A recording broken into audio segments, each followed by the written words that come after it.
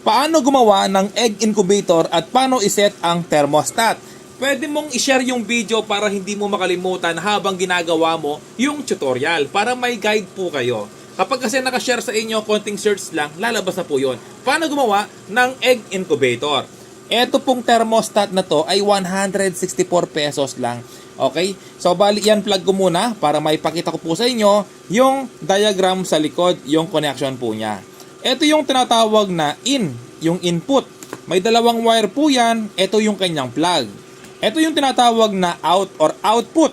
Ito siya, may dalawang wire. Yung dalawang wire na yan, ito yung nagpunta sa fan motor at sa ilaw na 100 watts na incandescent.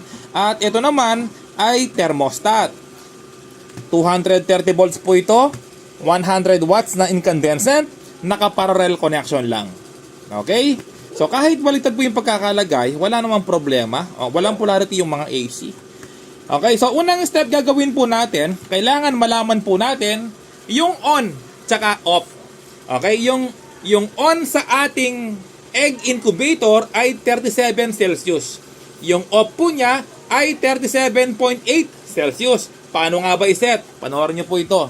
Maganda po talaga kung nakashare yung video para may idea po kayo habang pinapanood. I-plug ko na po sa outlet. Pag-plug po natin, gagana na po yan. Okay?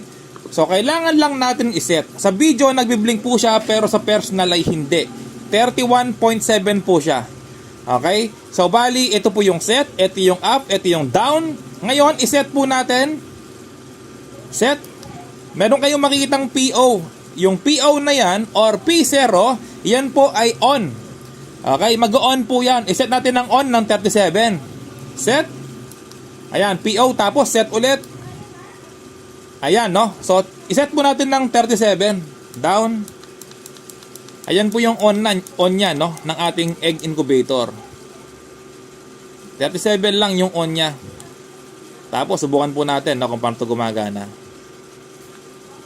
Pwede rin ilagay ito sa inyong amplifier. Kapag sobrang init, gagana yung fan motor. Sa inyong inverter. Sa inyong kahit saan, no? Maraming pang gagamitan nito. Hindi lang sa egg incubator. Ayan po. 37. Tapos, set. Okay. So, hintay lang natin. Ayan. 37 na po yung kanyang on. Ngayon, yung off naman. Yung off gagawin natin ay 37.8. So, hanapin lang natin yung P1. Set. Tapos, ilalim. Ayan, taas pala. No? Ayan, P1. Yung P1 na yan, okay, balik po natin. No? Hanapin mo rin yung P1. Set. Tapos, yung taas. Ayan po, P1, yan ang off niya. Set ulit. Ayan po. I-set natin ng 37.8. Pwede mong share yung video para hindi mo makalimutan, no? 37. Abang ginagawa mo, panoorin mo yung video natin, syempre. Jet Repairman nata yan. Ayan, useful po talaga yung mga vlog ni Jet Repairman. 37.8. Ayan po, yung P1 ay off po yan ng 37.8. So, madaling salita, gagana po o iilaw po yan. Ayan po, umilaw, no? Kasi nga mababa. Kapag umabot ng 37, iilaw na po yan, gagana na. Pero dahil gumana kasi malayo yung ating thermostat. Okay? So, kapag umabot ng 37.8, mag-off po yan. Mag-on ng 37. Subukan natin, no? Okay, yung pwesto po nito, yung thermostat, tsaka ito po kasi nasa gitna. Nasa gitna ng box or yung kahon na gagawin mo. No? Nasa gitna, malayo po dito. No? Tapos yung pesto po nito, yung ilaw tsaka yung fan motor, nakaganyan po siya. Oh.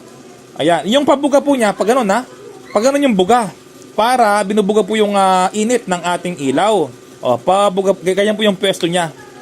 Okay, tapos yung thermostat po nasa gitna. Tapos meron po yung tubig sa ilalim. Garapon, tubig. Sa pinaka-ilalim po. Okay? Subukan na po natin, nakaset na, no? Okay, mag-off po ito ng 37.8. Ilapit ko yung thermostat. Ayan, 33, 35. Ayan po, no? 39 na, nag-off na siya. Ngayon, kapag ito, malamig na siya, umabot ng 37 Celsius, ay mag-on na po yan. Hawakan ko para madaling, ayan, 38, 37, 30. Ayun, no? Nag-on na siya ng 37. Ngayon, subukan natin ulit. Mag-off yan ng 37.8. Ang galing mga repairman, no? Ganyan lang yung settings. Ayan po, galing.